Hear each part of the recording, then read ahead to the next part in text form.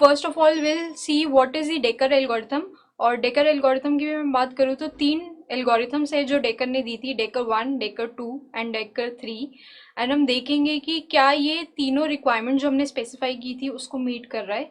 Then will see the classic Peterson algorithm on which the entire principles of synchronization is based, या आगे के भी जितने concept है that is based on this Peterson algorithm। अगर मैं बात करूँ from examination point of view, Peterson algorithm is very important, you will surely have a long answer question on this. ठीक है, ज़्यादातर इससे लॉन्ग आंसर क्वेश्चन नहीं बनते, शॉर्ट आंसर क्वेश्चन नहीं बनते। And this Peterson algorithm again I am mentioning is very important. So will see solution to critical section problem. ठीक है, तो अभी तक हमें ये समझ में आया कि क्रिटिकल सेक्शन होता क्या है और उसकी प्रॉब्लम क्या है। उसकी प्रॉब्लम ऑब्वियसली बात है ये है कि अगर एक प्रोसेस आपका क्रिटिकल सेक्शन में है तो कोई और प्रोसेस क्रिटिकल सेक्शन में नहीं आ सकता, तो ये इसकी एक प्रॉब्लम है। और उसकी जो सॉल्यूशन है उसकी 3 रिक्वायरमेंट्स भी होनी चाहिए, इतना भी हमें समझ में आ गया है। It should guarantee mutual exclusion, it should guarantee progress and it should guarantee bounded waiting. तो अलग अलग सॉल्यूशन है।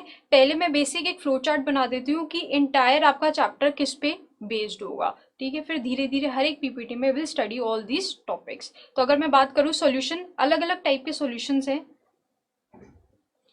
तो first is software based solution, first is software based solution. Next distinction is hardware based solution. Then third is OS based solution.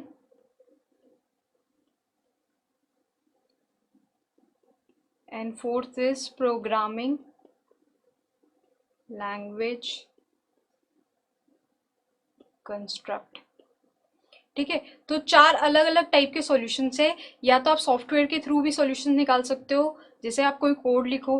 Then hardware based solution, कुछ ऐसे special instructions होती है जिनको हम यूज कर सकते हैं to solve this critical section problem.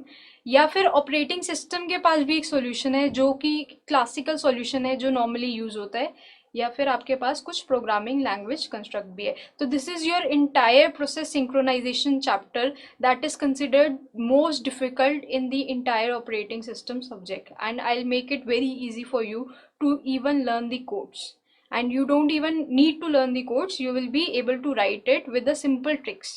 ठीक है, तो अगर हम ऑपरेटिंग सिस्टम बेस्ड सॉल्यूशंस में बात करें तो ऑपरेटिंग सिस्टम बेस्ड सॉल्यूशंस में हम पढ़ेंगे today's topic, that is Decker's algorithm and then Peterson algorithm।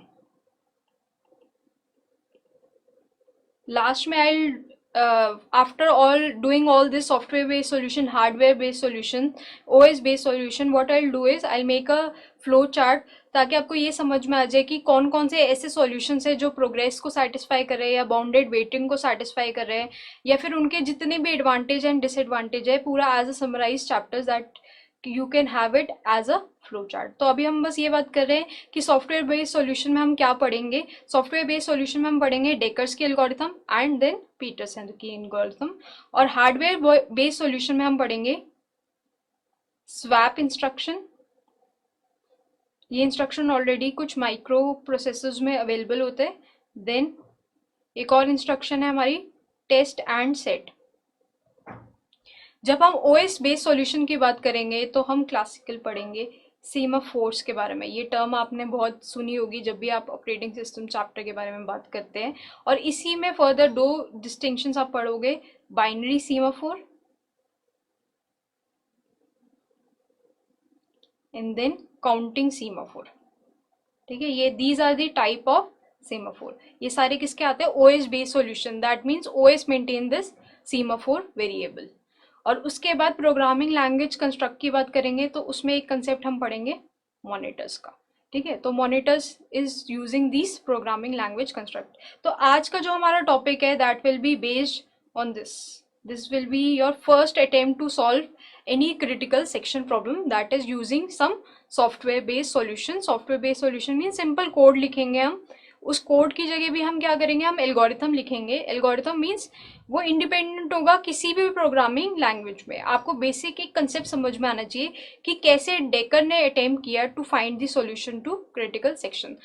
ठीक है, so will find out the first type of solution that is software based using the Dekker's algorithm.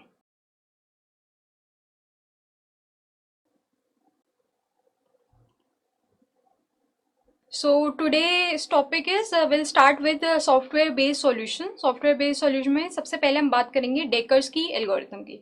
और जैसे मैंने आपको पहले बताया, डेकर की भी 3 एल्गोरिथम है. That is refer to as Dekker's first algorithm, Dekker's second algorithm and Dekker's third algorithm. ठीक है, तो डेकर ने 3 एल्गोरिथम्स ऐसी अपनी दी और अटेम्प्ट किया to find the solution to critical section. But हम देखेंगे तीनों ही जो सॉल्यूशन उसने प्रोवाइड किए that was not able to guarantee mutual exclusion, progress और bounded waiting, all of the 3. ठीक है, कुछ ना कुछ प्रॉब्लम रही, किसी ने प्रोग्रेस नहीं सेटिस्फाई कराया, किसी ने म्यूचुअल एक्सक्लूजन नहीं सेटिस्फाई किया, बट ऐसी कोई भी एल्गोरिथम नहीं थी जिसने तीनों रिक्वायरमेंट्स को सेटिस्फाई किया. That is why we came up to Peterson algorithm. तो एक एक करके इनकी एल्गोरिथम को देखते हैं. First algorithm is Dekker's 1 algorithm.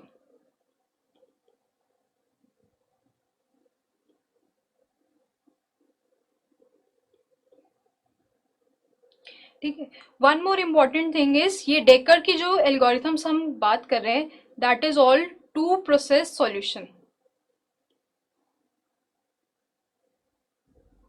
One more important thing in this is जो डेकर्स की एल्गोरिथम की हम बात कर रहे हैं, डेकर्स की जितनी भी एल्गोरिथम है that is a two process solution. और ये एक तरह से हम ये भी कह सकते हैं all this is two process solution. और एक तरह से हम ये भी कह सकते हैं कि इसका ड्रॉबैक है कि सिर्फ अगर आपके 2 प्रोसेसेस होंगे तो डेकर की एल्गोरिथम काम करेगी. और अगर हम आज के प्रोसेसर्स की बात करें, क्योंकि आपके प्रोसेसर्स मल्टी प्रोसेसर्स हो गए हैं, तो एक साथ हो सकता है 10 प्रोसेसेस मेमोरी में हो या 20 प्रोसेसेस या for that matter 100 processes memory में हो. ठीक है, तो ये जो डेकर्स के एल्गोरिथम है ये इतनी ज़्यादा काम नहीं कर सकती है या इतना ज़्यादा पॉपुलर नहीं है, बट ये बेसिक्स हैं. अगर आप इनको समझेंगे तभी आपको ये समझ में आएगा कि क्या प्रॉब्लम आई और उसको हमने फिर फर्दर कैसे ठीक किया. बट फॉर नाउ आपको इतना ध्यान रखना है कि डेकर्स की जो एल्गोरिथम है that is only two process solution अगर आपके पास सिर्फ 2 ही प्रोसेसेस हो. तो हम एक एग्जांपल ले लेते हैं. आपके पास है process P0 and process P1. ठीक है, दोनों आपके पास 2 प्रोसेसेस हैं.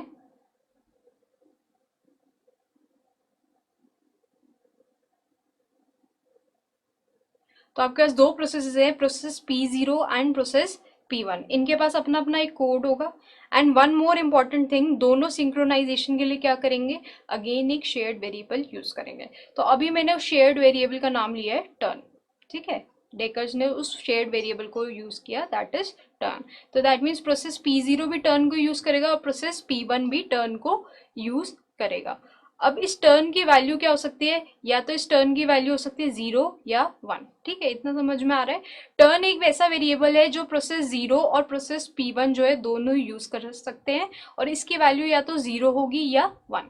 अगर सपोज करो टर्न की वैल्यू, इफ सपोज टर्न की वैल्यू है आपकी 0, तो इसका मतलब क्या हो गया, P0 की टर्न है टू एंटर क्रिटिकल सेक्शन. अगर टर्न की वैल्यू 0 है तो इसको सिंपल सी लैंग्वेज में हम ये समझेंगे कि प्रोसेस P0 की टर्न है to enter the critical section. और अगर टर्न की वैल्यू है 1 तो दैट मीन्स प्रोसेस P1 की टर्न है टू एंटर क्रिटिकल सेक्शन. एक सिंपल सॉल्यूशन दिया है, एक वेरिएबल इन दोनों ने कॉमनली यूज कर लिया टर्न. अब क्या होगा, अगर टर्न की वैल्यू 0 है तो दैट मीन्स P0 की टर्न है एंटर करने के लिए क्रिटिकल सेक्शन में. और अगर इसकी वैल्यू है 1 तो दैट मीन्स प्रोसेस P1 की टर्न है to enter the critical section. ठीक है, तो अब इनिशियली लेके चलते हैं हम. इनिशियली टर्न की वैल्यू 0 है. ठीक है, कोई ना कोई इनिशियल वैल्यू तो लेनी है, आप 1 भी ले सकते हैं, कोई प्रॉब्लम नहीं है. तो हमने इनिशियली ये कहा कि प्रोसेस P0 की टर्न है. तो अब इन्होंने अपना कोड कैसे लिखा वो देखो. while not equal to zero, infinite loop. तो सिंपल सी बात यह है कि अगर मेरी टर्न नहीं है तो मैं क्या करूंगी, वेट करूंगी। वेट का क्या मतलब है, इनफाइनाइट लूप में। तो P0 ने क्या कहा, while turn not equal to zero, अगर मेरी टर्न नहीं है तो मैं क्या करूंगी, इनफाइनाइट लूप में घुसूंगी। और अगर मेरी टर्न है तो मैं क्या करूंगी, I enter the critical section. और जाते वक्त क्या करूंगी, क्योंकि मेरा काम हो गया, आई सिंपली से कि अब टर्न किसकी हो जाएगी, P1 प्रोसेस की। तो इसने जाने के बाद ये किया, टर्न इज इक्वल टू 1। इसने अब P1 प्रोसेस को टर्न दे दिया कि मेरा काम हो गया है, अब आप अपना काम कर सकते हैं। ठीक है, सिंपल कोड है। अगर आप इसी लैंग्वेज में इस कोड को याद करोगे तो, या ध्यान रखोगे तो, you don't need to remember all this code.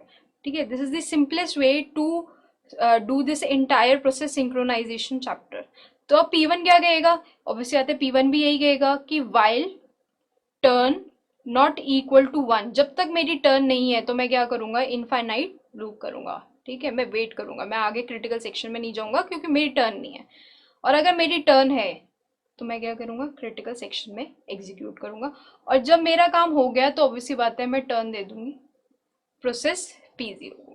तो this is your simple Dekker's one algorithm. Dekker ने क्या किया, टर्न वेरिएबल को यूज किया, इसकी वैल्यू या तो जीरो हो सकती है या वन हो सकती है। जीरो का मतलब है P0 की टर्न है और वन का मतलब है P1 की टर्न है, क्योंकि ये आपका क्या हो गया, टू प्रोसेस सॉल्यूशन, सिर्फ दो ही प्रोसेस हो सकते हैं, P0 एंड P1। तो P0 ने कहा कि जब तक मेरी टर्न नहीं है I will go to the infinite loop, फिर मैं क्रिटिकल सेक्शन में चल जाऊंगा और अपना काम क्योंकि मैं कर चुका हूं तो मैंने टर्न दे दी P1 प्रोसेस को। सिमिलरली P1 ने क्या कहा, P1 ने कहा कि जब तक मेरी टर्न नहीं है, while turn not equal to 1, जब तक मेरी टर्न नहीं है I will go to this infinite looping. और अगर मेरी टर्न है तो I will go to critical section. और क्योंकि मेरा काम खत्म हो गया, मैंने टर्न अब किसको दे दी है, वापस से P0 प्रोसेस को। तो ये एक सिंपल फेयर सॉल्यूशन है and it seems to work fine. But हम देखते हैं क्या ये सॉल्यूशन जो है तीनों रिक्वायरमेंट्स को सेटिस्फाई कर रहा है या नहीं, और इन केस नहीं कर रहा तो कौन सी रिक्वायरमेंट को सेटिस्फाई नहीं कर रहा। So will find out the solution और requirement to the critical section problem. तो पहला अगर हम देखें, first requirement was mutual exclusion.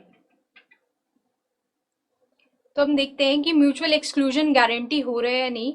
तो इसके लिए हमें क्या करेंगे, म्यूचुअल एक्सक्लूजन क्या कहता है कि मैक्सिमम एक ही प्रोसेस क्रिटिकल सेक्शन में रन कर सकता है। तो हम क्या करेंगे, एक प्रोसेस को क्रिटिकल सेक्शन में ले जाएंगे और उसके बाद देखेंगे क्या दूसरा प्रोसेस क्रिटिकल सेक्शन में एट द सेम टाइम आ सकता है या नहीं।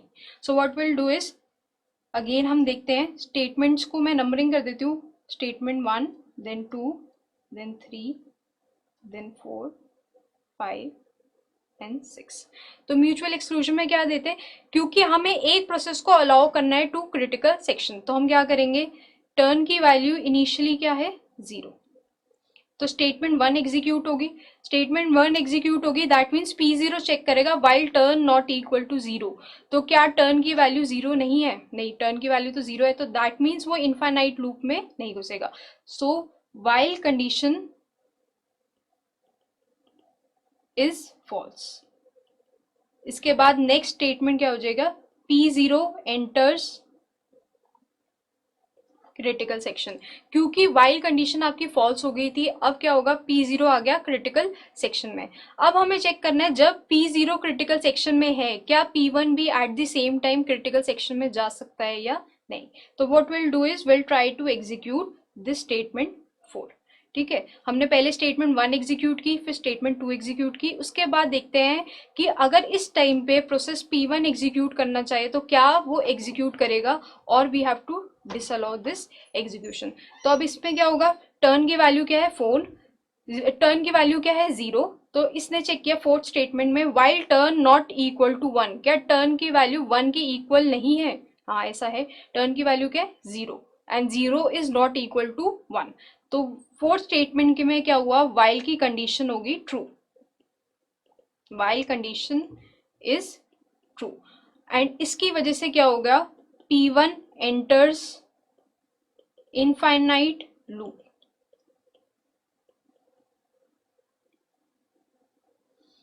ठीक है, तो इस कंडीशन में क्या हो गया, अब P1 क्या करेगा, एंटर करेगा इनफाइनाइट लूप, वो यहीं पे जाएगा। इसका मतलब हमने ये देख लिया, अगर P0 प्रोसेस क्रिटिकल सेक्शन में है तो P1 process is not being allowed to enter the critical section. ठीक है, वापस इसको देख लेते हैं। टर्न की वैल्यू क्या थी, 0 थी। टर्न की वैल्यू 0 थी, तो सबसे पहले P0 प्रोसेस ने, हमने स्टेटमेंट 1 चलाई। स्टेटमेंट 1 का क्या मतलब है, while turn not equal to 0। तो टर्न की वैल्यू नॉट इक्वल टू 0 है, नहीं, इनिशियली टर्न की वैल्यू क्या है, 0।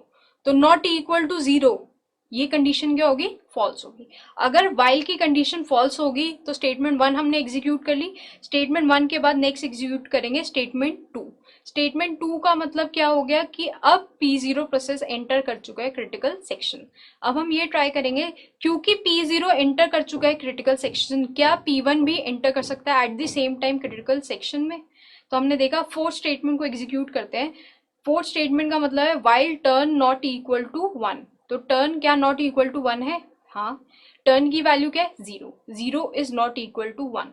तो ये कंडीशन जो है टर्न नॉट इक्वल टू 1, ये क्या होगी, ट्रू होगी। अब ये कंडीशन अगर ट्रू होगी तो ये क्या होगा, इनफाइनाइट लूप में ही P1 जाएगा। P1 will not be able to execute in its critical section। तो दैट मीन्स हमने ये गारंटी कर लिया कि अगर एक प्रोसेस क्रिटिकल सेक्शन में है तो कोई और प्रोसेस जो है क्रिटिकल सेक्शन में नहीं जा सकता। सो दैट मीन्स इस केस में म्यूचुअल एक्सक्लूजन इज गारंटीड। पहली रिक्वायरमेंट जो है दैट इज बीइंग सेटिस्फाइड, कि डेकर की फर्स्ट एल्गोरिथम ने गारंटी कर दिया कि म्यूचुअल एक्सक्लूजन होगा ही होगा। बट अब देखते हैं बाकी सिचुएशंस आ रहे हैं नहीं। तो अब हम सेकेंड रिक्वायरमेंट देखते हैं, दैट इज प्रोग्रेस। और एक बार से वापस से देख लेते हैं कि प्रोग्रेस का क्या मतलब था। प्रोग्रेस का मतलब ये है सिंपल वर्ड्स में कि अगर कोई प्रोसेस क्रिटिकल सेक्शन में जाना चाहता है और क्रिटिकल सेक्शन भी फ्री है तो उसको अलाउ कर देना चाहिए, उसको रोकना नहीं चाहिए। ऑब्वियसली बात है, क्यों रोके, क्रिटिकल सेक्शन खाली है, वो एग्जीक्यूट कर सकते हैं। बट ऐसा क्या यहाँ पे हो सकता है, ठीक है। तो वो प्रोसेस कोई भी हो सकता है जो क्रिटिकल सेक्शन में जाना चाहता है। अब मैंने क्या किया, इनिशियली टर्न की कोई ना कोई तो वैल्यू लूंगी मैं। तो मैंने क्या किया, टर्न की वैल्यू इनिशियली है 0। Now I have considered one case कि P0 do not want to enter।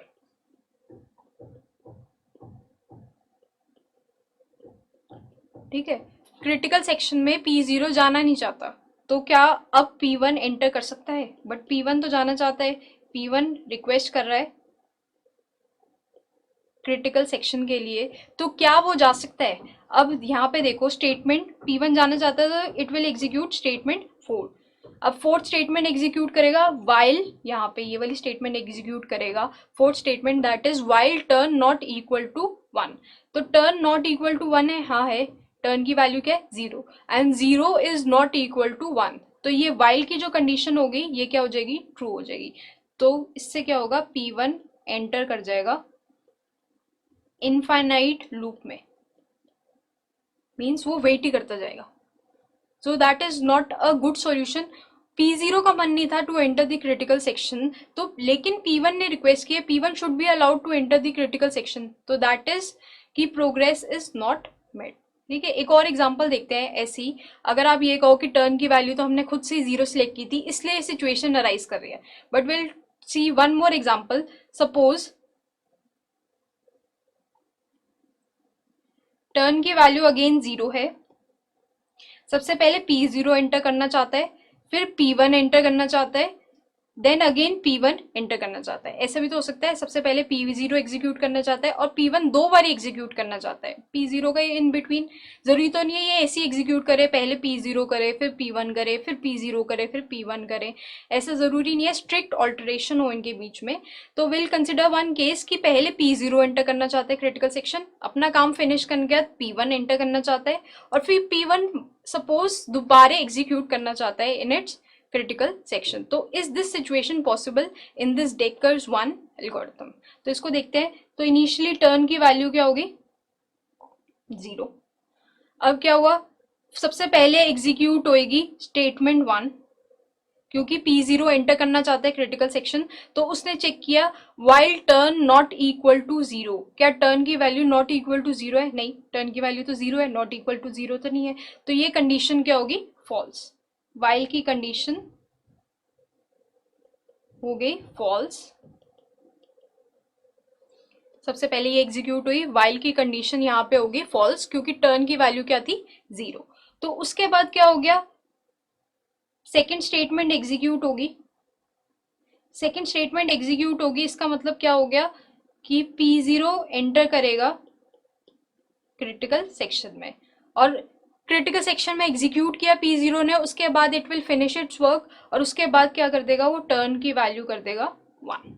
ठीक है, अभी तक इतना समझ में आया। टर्न की वैल्यू थी 0, P0 को एंटर करना था, उसने एग्जीक्यूट किया स्टेटमेंट 1। स्टेटमेंट 1 में उसने चेक किया while turn not equal to 0, तो क्या टर्न की वैल्यू नॉट इक्वल टू 0 है, टर्न की वैल्यू तो 0 है, तो ये कंडीशन क्या होगी, फॉल्स। तो वो इनफाइनाइट लूप में नहीं गया, वो कंडीशन से बाहर आ गया, तो that mean it will execute in critical section. उसके बाद उसने क्या किया, टर्न की वैल्यू को 1 कर दिया एंड उसका काम खत्म हो गया। अब P1 एंटर करता है, P1 रिक्वेस्ट कर रहा है, तो वो क्या एग्जीक्यूट करेगा, स्टेटमेंट 4। स्टेटमेंट 4 एग्जीक्यूट करेगा, तो उसने चेक किया while turn not equal to 1, turn की वैल्यू क्या नॉट इक्वल टू 1 है, नहीं, टर्न की वैल्यू तो 1 है। ठीक है, नॉट इक्वल टू 1 तो नहीं है, तो दैट मीन्स ये कंडीशन वाइल की कंडीशन होगी फॉल्स। ठीक है, वाइल की कंडीशन क्यों फॉल्स हुई, क्योंकि टर्न की वैल्यू है 1 और ये कंडीशन क्या चेक कर रहा है, नॉट इक्वल टू 1, तो नॉट इक्वल टू 1 तो है नहीं, तो ये कंडीशन क्या होगी, फॉल्स। इसके बाद नेक्स्ट स्टेटमेंट पे जाएंगे, P2 एंटर कर रहा है क्रिटिकल सेक्शन, और उसके बाद नेक्स्ट स्टेटमेंट टर्न की वैल्यू वो क्या कर रहा है, 0।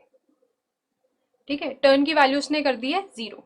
अब टर्न की वैल्यू 0 करने के बाद suppose P2 again want to enters, ठीक है, तो P2 को दोबारा एंटर करना है, तो उसको वापस से स्टेटमेंट एग्जीक्यूट करनी है आफ्टर दिस स्टेटमेंट।